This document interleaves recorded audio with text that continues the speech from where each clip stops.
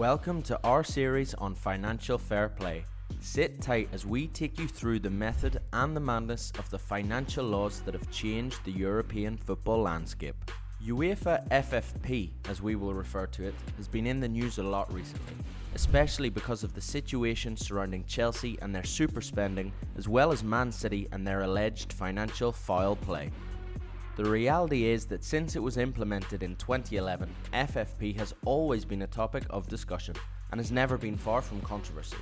So in this series of videos, we're going to look at FFP in a lot more detail, tell you our views and hopefully hear about yours in the comments. According to UEFA's website, financial fair play is about improving the overall financial health of European club football. What exactly did they mean by that?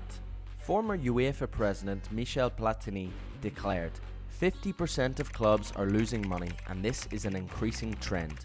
We needed to stop this downward spiral. This remark was made in September 2009 when the association gave FFP the green light in principle. The regulations were officially approved in 2010 and implementation of the measures began in 2011. Platini here has simplified the reality of FFP, suggesting it stands to stop clubs losing money, but there is a lot more to it than just that. UEFA say that FFP was created to stop football clubs becoming debt-ridden or insolvent by spending more money than they earned, to ensure that clubs could live within their means without simply having a benefactor owner, aka that a club can spend what they earn, instead of just using a rich owner that is happy to lose money by spending it on the club. Instead of making losses and having them covered by that owner, clubs would be banned from this irresponsible spending. Since 2011, clubs that have qualified for the UEFA European competitions have had to show that they have paid all of their bills, and since 2013, clubs have had to satisfy the FFP break-even requirements based on financial figures from their last 3 seasons. Meaning that over an average period of 3 years, the club would have to prove that all of their numbers match up. If they make a bad loss one year, that's okay. If in the other 2 years, they can make up for it. The club financial control body independently analyses if clubs have done this successfully or not. So UEFA called their new rules financial fair play, but in reality, what these rules have supposedly set out to achieve is to help clubs manage their finances more efficiently. FFP does not actually intend to create a level playing field or to put a specific cap on spending, as its title may misleadingly suggest. We wonder why UEFA decided to bring these rules in, and we have looked at some of their reasons and also came up with some of our own. The European football industry is a financial beast, and up until now UEFA have been able to enjoy a monopoly on the market as the key governing body, but the rise of the Premier League and the idea of a European Super League may have threatened them. Deloitte estimated the value of the European football market to be at an astounding €25.5 billion. 3 of the 5 most viewed events of all time are football competitions. UEFA's own European club competition, the Champions League, has an estimated annual television audience of almost 2 billion viewers worldwide. This is big business that UEFA perhaps do not want to share, or heaven forbid, lose altogether. With all of that in mind, it's no surprise that there have been mixed opinions on FFP since its inception. Debate has ensued ever since, in tandem with the ongoing discovery of FFP symptoms. As the years have gone by and cases like that of Man City have popped up, FFP has unravelled a little, showing its true colours. Let's take a deeper look. By their own criteria, UEFA say that FFP should make clubs pay their debts, encourage clubs to operate on the basis of their own revenue, protect the integrity of UEFA competition, raise the standards of all aspects of European clubs, and improve the economic and financial capability of clubs. Let's take a look at these ideas one by one, break down what exactly they mean, and question if UEFA's intentions are pure with regards to FFP. Do you think FFP was born of legitimate concerns? Maybe your opinion will change or develop based on this series of videos.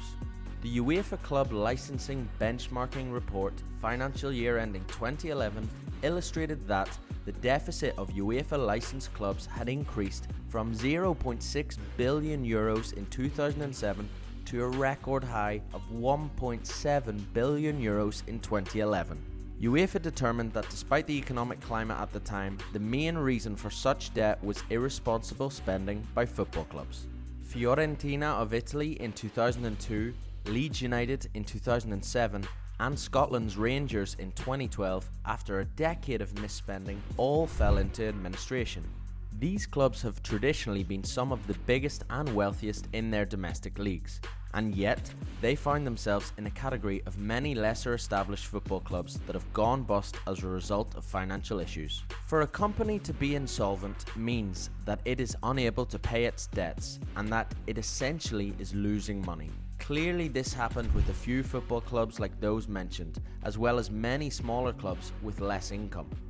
But insolvency laws didn't prevent clubs from running up debt before FFP. So could FFP regulations achieve what the legal system didn't?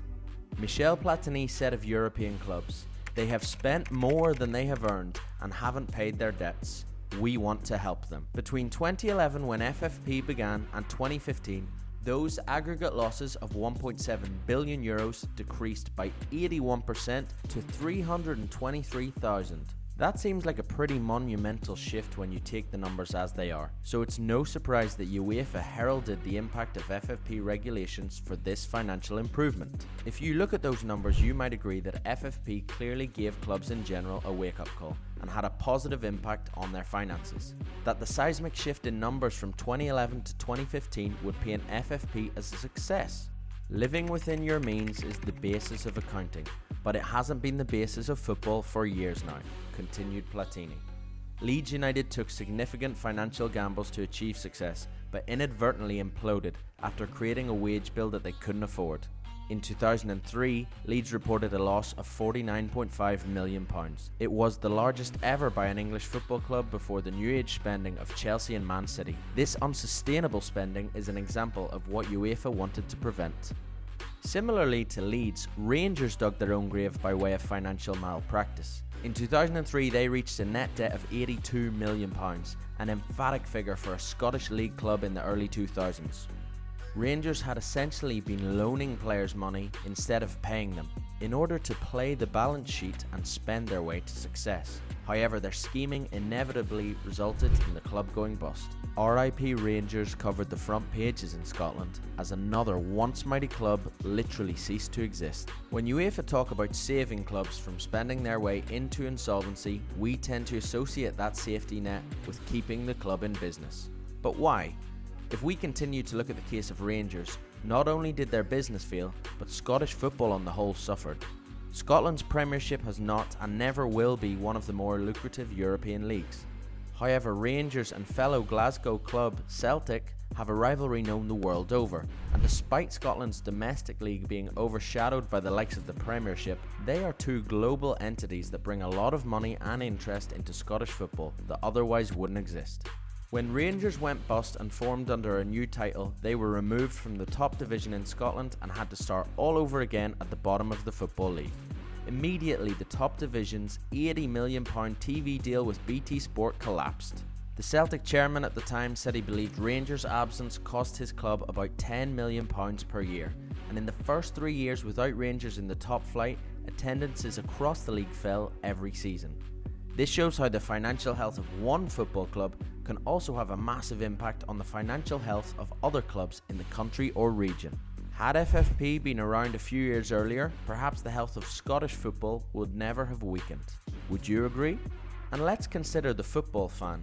In this case, Celtic won the Scottish Premiership 8 times in a row after Rangers went bust, with relative ease.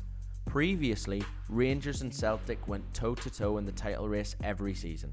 Platini said, "You, we, the fans and football lovers have no interest in seeing clubs, the real heritage of European football, disappear due to risky management."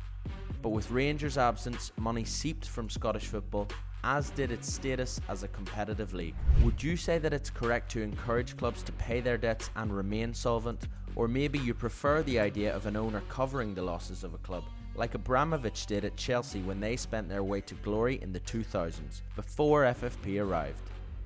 It seems that in creating FFP, this was a genuine concern that UEFA wanted to address on behalf of the wider football community, and it does back up UEFA's big line about improving the overall financial health of European club football.